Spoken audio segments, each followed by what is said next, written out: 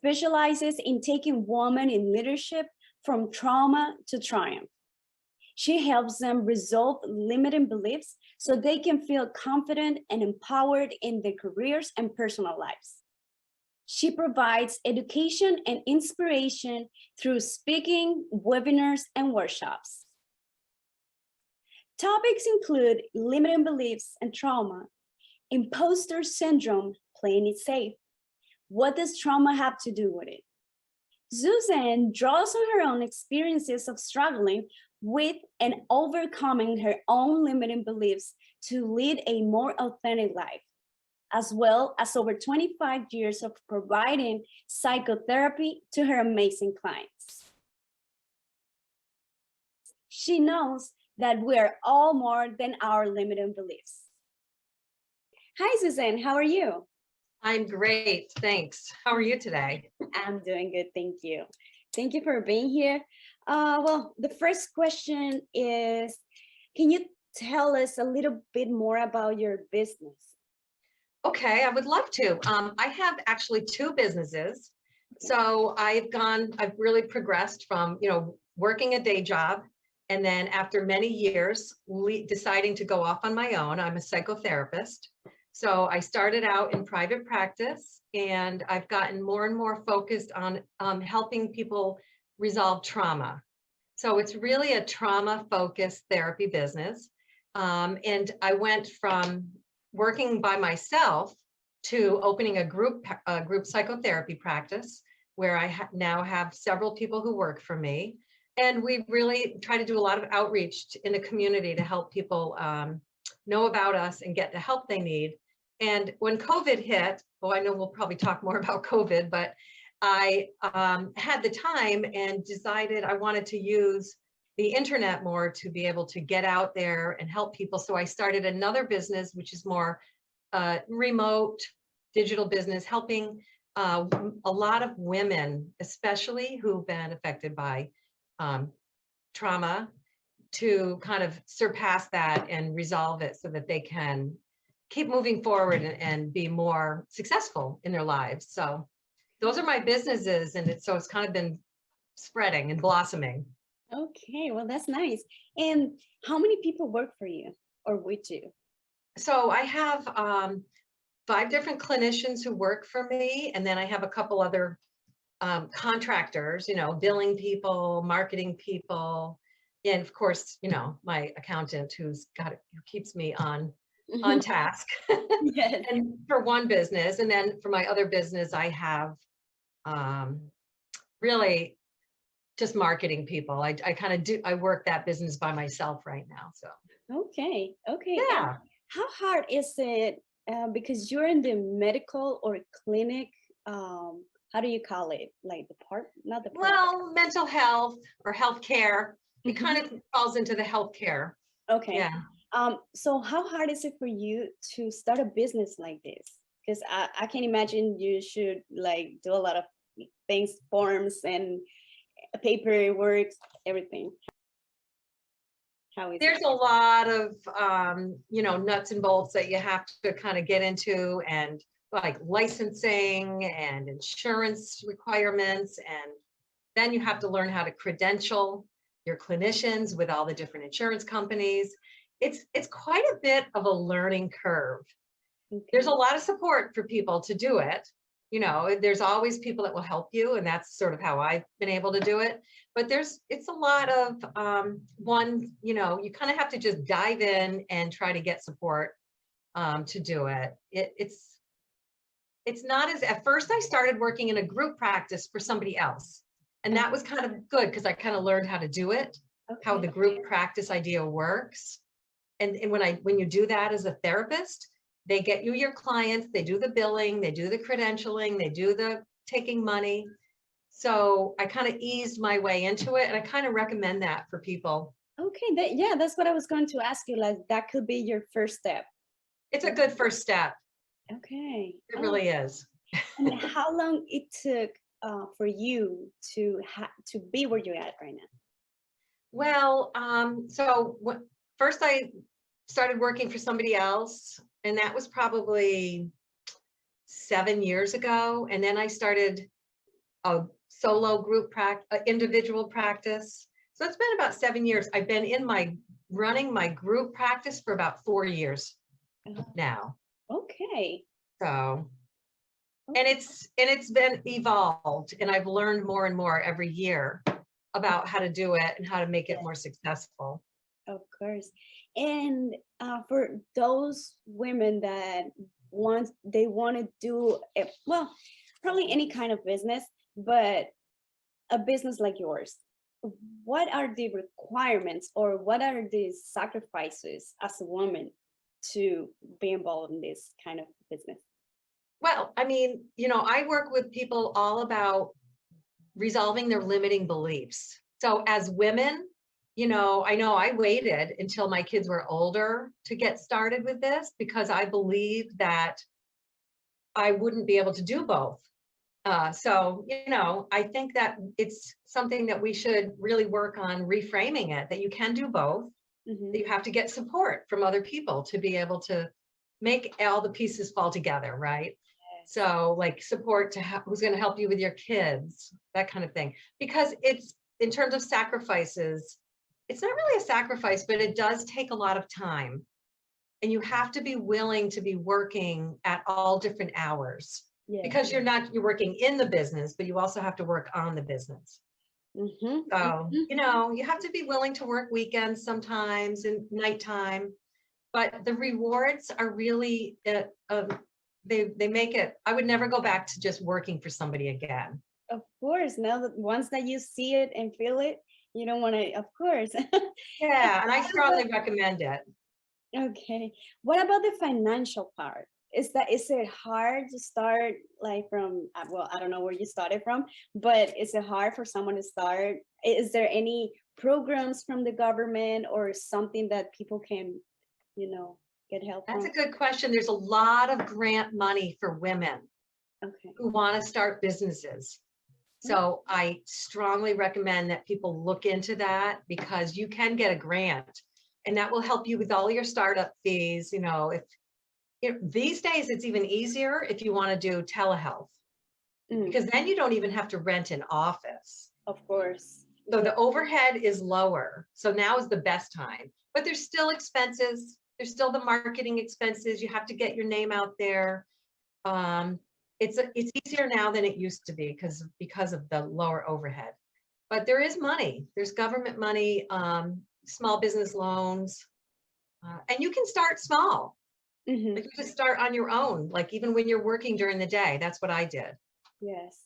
And then, well, during COVID, I mean, every business was like, what happened, but is it your business different than the other ones? Is it because it's a service, right?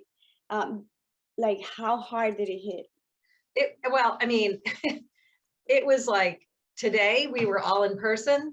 The next day we had to go straight into remote psychotherapy.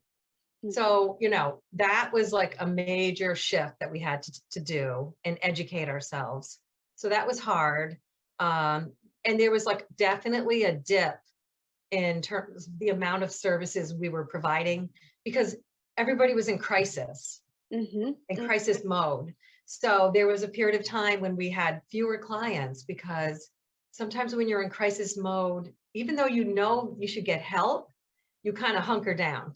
Yes. And then you don't know that you can do it this way. Like it took some educating everybody, like we're still here.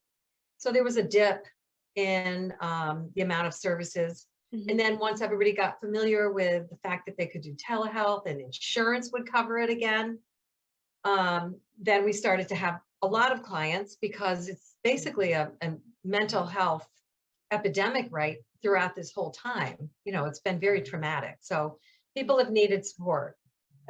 And then of course there's dips. Whenever the numbers would get really high, there'd be lots of cancellations. So it's been a real ebb and flow. Wow. We've luckily gotten support, from the government. Oh, okay. Oh, that's nice. To survive. Yeah. And is it people or the therapy better, worse? I mean, not worse, but harder, or do you really well, everybody were new in this new world, but was it harder for you to get their attention or just do your job? It's just so, it was so foreign to everybody. People thought it wasn't going to be as effective. And so they would maybe cancel Yes. and say, let's wait until we could be in person. But once, and I didn't even know if it was going to be as effective. But once I started doing it and we got through all the technology issues, because there were a lot of technology issues, we saw that it was just as effective. And it was like such a relief for the therapist to feel confident in doing it, but also for people to know they could still get the help that they needed. So it was really just as effective. Oh, wow. Well, that's interesting. I mean, not every business can say that. It's not the I same for know. everybody. We were very lucky because I know a lot of healthcare providers like shut down, like chiropractors, because they didn't want to be close. Yes. Wow. Yeah. Yes. Yeah. Well, how hard is it for a woman to have a business? It's not as hard as it used to be. They need to just have support. The hardest part is the mindset. Okay. For women. This has been my experience, for me, but also for all the women I know who are entrepreneurs. Having the mindset that you can do it, that you can be successful is really important. You need to get a lot of support, and there's so much support. You can be part of Facebook groups. You can be part of women's networking programs that don't cost very much, but they give you support and guidance on how to run a business, because that's a hard thing when you've never run a business, to learn how. Yes. So I don't think it's hard. You just have to really train in what you do so that you feel confident.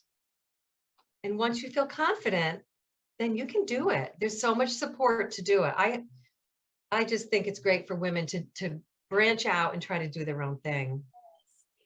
And as an owner, how hard or is it to deal with your employees? Well, that is such a learning experience as an owner. How to make your employees happy, how to be direct, how to communicate. I've had to really work at that because I think I'm telling people, communicating, but they don't really get it. And so I have to say, what did I do wrong? What did I miss here? I love Brene Brown's books about how to work well with your teams. She writes great books and great stuff on her website about really how to communicate on it with a team.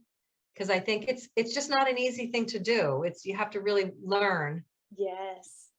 And well, just taking the business part again,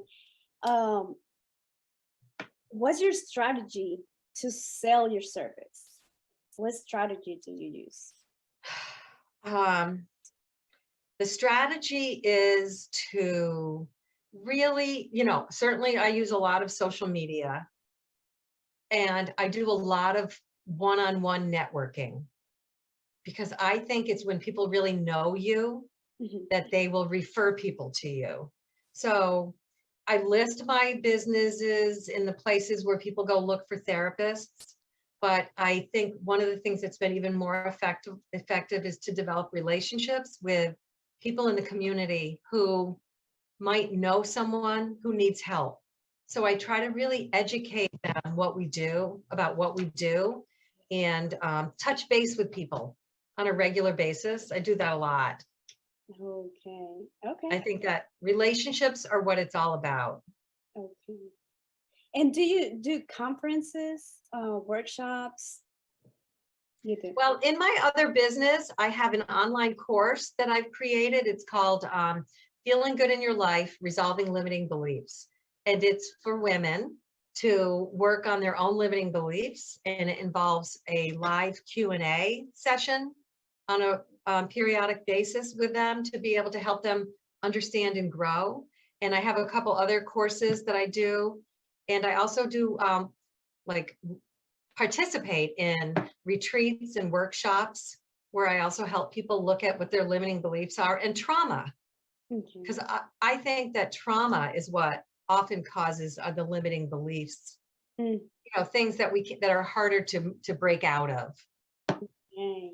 Okay. So, And now talking about your patients or clients, how hard have you like helped someone or someone that you're trying to help? Like how far do you go trying to help the client? I mean, I try to be there and support them. Like if somebody has reached out, I try to do whatever it takes to help them be able to understand what's keeping them stuck. And what's keeping them from being able to move into their dreams, whatever it is, their goals, whatever it is they want. Usually I do regular sessions weekly, but I also send them articles. I send them podcasts to listen to, you know, text or email, like really let them know that they're not alone.